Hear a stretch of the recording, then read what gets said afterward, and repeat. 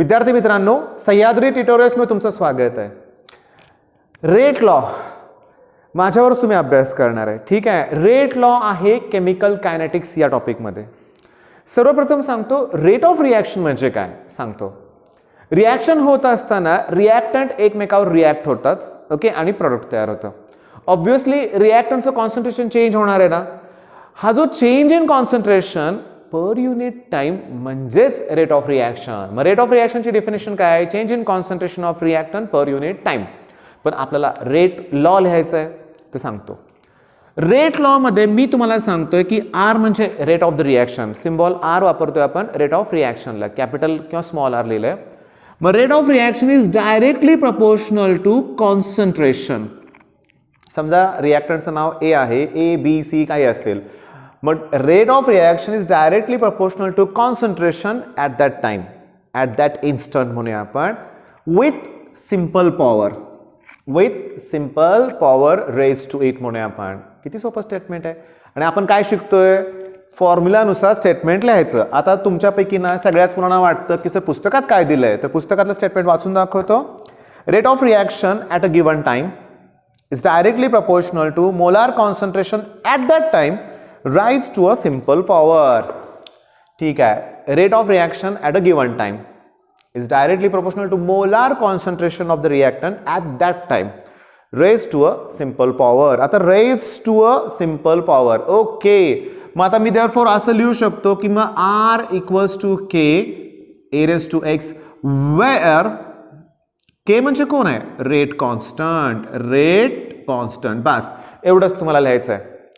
पण याच्यावर आधारित न्यूमेरिकल्स घेतो ना आता. न्यूमेरिकल्स अगदी जेईला सुद्धा आलेले आहेत हे प्रश्न. मग जे कसं आहे माहिती का, सोडण्याची पद्धत पण अतिशय सोपी आहे. न्यूमेरिकल्स मी घेतोय, व्यवस्थित तुम्ही समजून घेण्याचा प्रयत्न करा. पहिली गोष्ट त्यासाठी लागणाऱ्या गोष्टी एक्सप्लेन करतो. बघा, आर इक्वल्स टू के आणि ए रेस टू 0 लिहितोय मी, म्हणजे 0 ऑर्डर रिॲक्शन. ओके. मग 0 ऑर्डर रिॲक्शन आता समजून घ्या. रेटची डेफिनेशन काय सांगितलं रे मी? Change in concentration per unit time. त्यामुळे रेटचं युनिट काय असणार आहे? Concentration per unit time. Per unit ना, म्हणून सेकंडचं सेकंड इन्व्हर्स केलंय. मग कॉन्सन्ट्रेशनसाठी काय युनिट घेतलंय? मोलॅरिटी, म्हणजेच मोल्स पर डीएम क्यूब. हे पण लक्षात घ्या. ठीक आहे.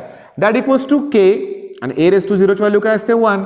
याचा अर्थ 0 ऑर्डर रिॲक्शनसाठी रेट आणि रेट कॉन्स्टंट याचे युनिट इक्वल असतात. नोट डाऊन करून ठेवा. Unit of R and K are equal for 0 order reaction. Video pause करा, मागचं सेंटेन्स परत ऐका आणि नोट डाऊन करून ठेवा. आता हे झालं 0 ऑर्डरसाठी. फर्स्ट ऑर्डरसाठी काय येणार? मग के ए रेस टू 1 ना, फर्स्ट ऑर्डर. बर, मग आरचं युनिट काय? M S inverse. बर, हे मोलार कॉन्सन्ट्रेशन आहे. एम ला M cancel, time inverse, second inverse. आता मी सांगतो, तुमच्या पुस्तकातली ना MCQ मध्ये एक एक्झाम्पल आहे एक्सरसाइजमध्ये, ते बघा. त्यात काय दिलं, किंवा बोर्डला पण ते परीक्षेत आलेलं न्यूमेरिकल आहे की त्यांनी रेट कॉन्स्टंट दिलाय, व्हॅल्यू दिले आणि त्याच्या पुढे लिहिलंय एस इनवर्स आणि विचारलंय determine order of the reaction. अरे टाइम इनवर्स म्हणलं की फर्स्ट ऑर्डर रिॲक्शन. मग आता मी तुम्हाला होमवर्क देतोय, सेकंड ऑर्डर असते रिॲक्शन तर काय झालं असतं? इथं m² आलं असतं, हे इंटूचं अपॉन झालं असतं. आणि मला सेकंड ऑर्डरसाठी चल लिहूया का, एकदम सगळं लिहून देतो, तुम्ही तुमचे ते नोट डाऊन करून ठेवा. ओके. सांगतो. पहिल्यांदा मी विचार करतोय 0 ऑर्डरचा. मग 0 ऑर्डर जर असेल तर रेट कॉन्स्टंटचे जे युनिट आहे ते एम एस इनवर्स. फर्स्ट ऑर्डरसाठी सेकंड इनवर्स. आता सेकंड ऑर्डरसाठी M raise to -1 S raise to -1. Third ऑर्डरसाठी एम रेस टू -2 आणि एस रेस टू -1. तसंच आपण nth ऑर्डरसाठी काय येणार? एम रेस टू 1 - n येणार आहे एस इनवर्स. अरे असलेच प्रश्न विचारतात nth ऑर्डरसाठी. ठीक आहे. बघा ना, सेकंड ऑर्डर ना 1 मधून 2 मायनस करा -1. थर्ड ऑर्डर 1 मधून 3 मायनस करा -2. nth ऑर्डर 1 मधून n मायनस करा, तुम्हाला के चं युनिट मिळेल. क्लिअर झालं.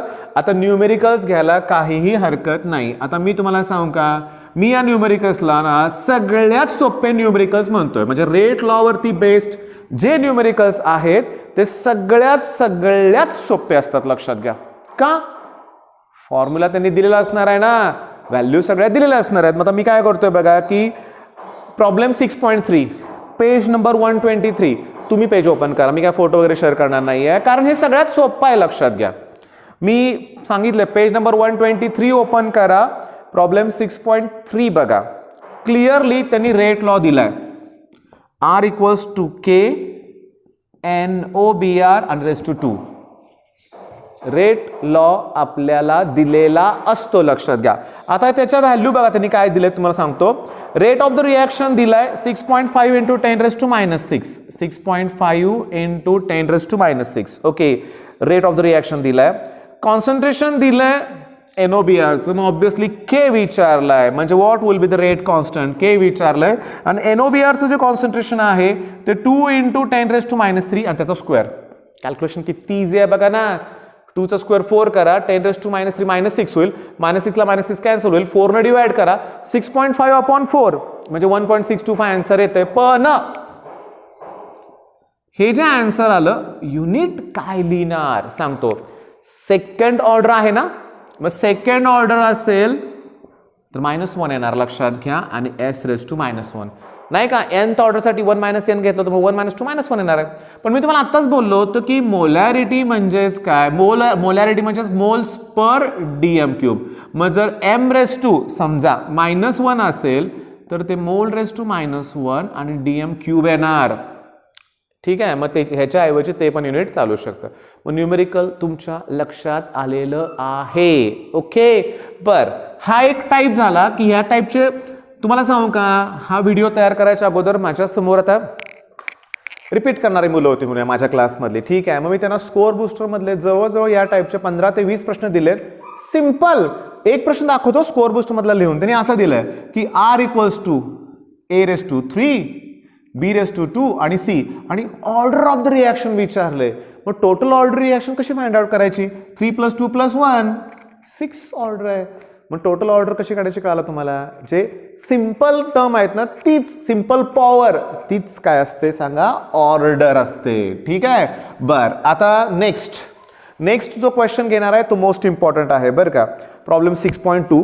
ओके. फळ्यावरती येतो व्यवस्थित लक्ष द्या. असं दिलेलं असतं आपल्याला A B आणि रेट असं दिलेलं असतं. आता Aचं कॉन्सन्ट्रेशन 0.4 आहे. याचं 0.6 आहे. नेक्स्ट 0.8 आहे. त्यावेळेस Bचं कॉन्सन्ट्रेशन 0.2 0.2 0.4. रेट जो आहे तो 4 इंटू 10⁻⁻5 6 इंटू 10⁻⁻5 आणि 32 इंटू 10⁻⁻5. पेज नंबर 122 पुस्तक आहे तुमच्याजवळ. 122 पेज नंबर ओपन करा. केमिस्ट्रीमध्ये. ठीक आहे. आणि तिथं बघा त्यांनी 3.2 दिलं होतं. मी 32 लिहिलंय. त्यांनी 10⁻⁻4 दिलं होतं. मी 10⁻⁻5 दिलंय. रेशो घ्यायचा ना आपल्याला. आता मी तुम्हाला सांगतो ऑर्डर फाइंड आउट कशी करायची तुम्हाला सांगतो.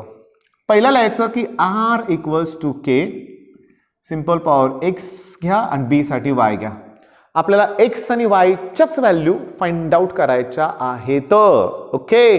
मग मला सांगा पहिल्या याच्यासाठी रेट दिलाय 4 इंटू 10⁻⁻5 K राहू दे. Aचं कॉन्सन्ट्रेशन आहे 0.4⁻⁻x ह्याचा आहे 0.2⁻⁻I. इक्वेशन 1. दुसरा रेट जो आहे तो 6 इंटू 10⁻⁻5 K. A ची व्हॅल्यू 0.6⁻x B ची व्हॅल्यू 0.2⁻I ही व्हॅल्यू रे. आणि इक्वेशन 2.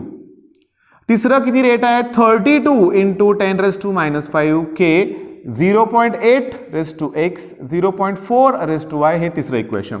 ही इक्वेशन कशी केली कळालं तुम्हाला. या चार्जवरून केली. हा एक सेपरेट टाईप आहे बरं का. लक्षात घ्या.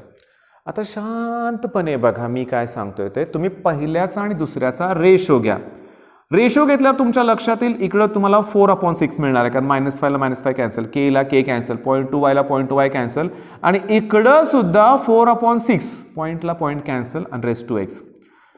लगेच लिहितोय मी देअरफॉर X इक्वल्स टू 1. कसं बघा बेस सेम असेल तर पॉवर पण सेम असणार ना. मग इथं काहीच लिहिलं नाही याचा अर्थ 1. मग X ची व्हॅल्यू 1 आली की नाही. आता शॉर्टकट CET साठी तुम्हाला असं टेबल जेव्हा मिळतं ना तेव्हा तुम्ही कॉन्स्टंट टर्म शोधायच्या. या ठिकाणी बीचं कॉन्सन्ट्रेशन तरी कॉन्स्टंट ठेवलंय, म्हणजे रेट जो चेंज होतो तो ए मुळे. इथं एचं 4चं 6 झालंय, पॉईंट थोडा बाजूला ठेवा. 4चं 6 झालंय, रेट सुद्धा 4चं 6च झालाय, तेवढाच आहे लक्षात घ्या, त्याप्रमाणेच वाढतोय, म्हणजे ऑर्डर 1 येणार. समजा इथं मी कॉन्सन्ट्रेशन डबल केलं असतं, 4चं 8, समजा बघ आता इथं बघा ना, कॉन्सन्ट्रेशन मी डबल करतोय, त्याप्रमाणे थांबा दुसरा विचार करूया. इथं मी कॉन्सन्ट्रेशन डबल केलं, बी कॉन्स्टंट आहे असं विचार करा, एचं कॉन्सन्ट्रेशन डबल केलं आणि रेट जर 4 टाइम्स वाढला तर ऑर्डर 2 असते. मी कॉन्सन्ट्रेशन 3 टाइम्स इन्क्रीज करतोय आणि रेट 9 टाइम्स वाढतोय, ऑर्डर 2 असते. म्हणजे तुम्ही बघा ना, 4 टाइम्स रेट वाढला ना, 4 हा 2चा कोण आहे, स्क्वेअर, मग ती ऑर्डर असते, हे लक्षात घ्या. या टाइपचे पुष्कळ न्यूमेरिकल्स आहेत बरं का. बरं, एक्स व्हॅल्यू 1 मिळाली का. आता 2 आणि 1 आणि 3चा रेशो घ्या, तो रेशो 1/8 येतोय का बघा. 4 8 जा 32, हे -5 कॅन्सल केला की कॅन्सल. आता मात्र थांबा, इथं मला 4/8 रेस टू एक्स मिळणार आहे, 4/8 रेस टू एक्स, आणि इथं मला मिळणार आहेत 1/2, बघा ना 1/2, 2 2 जा 4 आणि रेस टू कोण मिळणार आहेत y, पण x व्हॅल्यू 1. 4/8 आता समजून घ्या, 8 ला हे 8 कॅन्सल होतील, हे 4 इकडे येतील, 1/4 येईल, 1/4 म्हणजे 1/2चा स्क्वेअर, इकडे 1/2 रेस टू y, लगेच मला y ची व्हॅल्यू 2 मिळाली. y ची व्हॅल्यू काय मिळाली, 2. तुम्ही टार्गेट पब्लिकेशनचं बुक काढायचं CET साठी, त्याच्यानंतर त्यातला PYQs मध्ये, म्हणजे ते त्याला काहीतरी टिपिकल नाव आहे बरं का, कॉम्पिटिटिव्ह थिंकिंग, त्यातला 6.3 हा सेक्शन बघायचा. 15 ते 20 क्वेश्चन या एवढ्या कन्सेप्टवरती आहेत, रेट लॉवरती. बोर्डसाठी इम्पॉर्टंट काय, रेट लॉचं स्टेटमेंट परत बघूया. Rate of the reaction is directly rate of the reaction at given time is directly proportional to molar concentration at that time raise to a simple power. Okay, मग आता हा part कसा आहे सांगतो मला, मी नीट लक्ष द्या. या टाईपचे न्यूमेरिकल्स खूप आहेत बरं का बाळांनो, खूप आहेत. मी तोंडी एक न्यूमेरिकल घेतोय, लक्ष द्या बघा. If the concentration of a is doubled, 6.6 घ्यायला लागलोय मी, तुम्ही पण तुमच्या पुस्तकात बघा 6.6 page number 124. If the concentration of a is doubled with b constant, बीला कॉन्स्टंट ठेवलंय आणि एचं कॉन्सन्ट्रेशन तिने 2 टाइम्स केलंय, rate of the reaction double, डबलला डबलच होतोय, ऑर्डर 1 येते. जर डबलला 4 टाइम्स झालं तर ऑर्डर 2, जर डबलला 8 टाइम्स झालं तर ऑर्डर 3, कारण 2चा क्यूब 8 आहे ना. प्लीज समजून घ्या बरं का बाळांनो. आणि मी ऑफलाईनमध्ये बघतो जरा गोंधळतात मुलं, तुम्ही गोंधळू नका. आता तिने काय केलंय बघा की एचं कॉन्सन्ट्रेशन ट्रिपल केलंय, म्हणल्यावर रेट सुद्धा ट्रिपल होणार ना, डबलला डबल म्हणजे ट्रिपलला ट्रिपल होणार.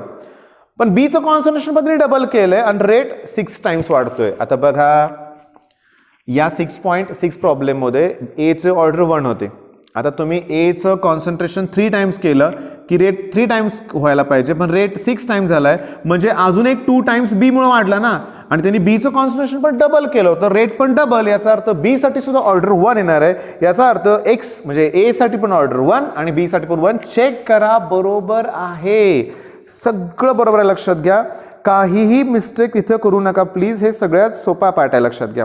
ओके, आता मी तुमच्यासाठी ना शॉर्टकट मेथड एक्सप्लेन करणार आहे, ती व्यवस्थित समजून घ्या.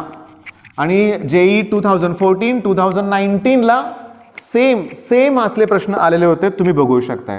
ए बी आणि रेट. आता एचं कॉन्सन्ट्रेशन बघा इथं डबल केलंय आणि बीचं कॉन्सन्ट्रेशन कॉन्स्टंट आहे. बीचं कॉन्सन्ट्रेशन कॉन्स्टंट आहे, एचं कॉन्सन्ट्रेशन डबल केलंय. आता रेट बघा, रेट पहिला 0.15 होता, आता 0.13, डबल झाला ना, डबलला डबल ऑर्डर 1 म्हणजे ए रेस टू 1 येणार आहे. आता बीचा विचार करूया. इथं बघा एचं कॉन्सन्ट्रेशन कॉन्स्टंट आहे ना, इथं बीचं कॉन्सन्ट्रेशन 4 टाइम्स झालंय आणि रेट पण 4 टाइम्सच झालाय, लक्षात घ्या. 4 ला 4 टाइम्स म्हणजे बी साठी सुद्धा ऑर्डर 1च येणार आहे, लक्षात घ्या. मग ओव्हरऑल ऑर्डर 2 येणार आहे, लक्षात घ्या. म्हणजे तुम्हाला कॉन्स्टंट कोण आहे, मग इथं किती टाइम्स वाढलंय, मग इथं हे जरा लॉजिकली विचार करून करावं लागेल. मग चला केमिकल कायनेटिक्स ओपन करायचं, रेट लॉ शोधायचं आहे, लक्षात घ्या. न्यूमेरिकल्स ऑलमोस्ट एक्सप्लेन केलेत, पण ते लिहून काढले पाहिजेत ना, याचं स्टेटमेंट लिहून काढा. ओके, आणि मी तुम्हाला काय सांगितलंय, फॉर्म्युले ते देतात आपल्याला, ओके, त्याच्यामुळं काही अवघड नाही आहे हा प्रश्न. All the best.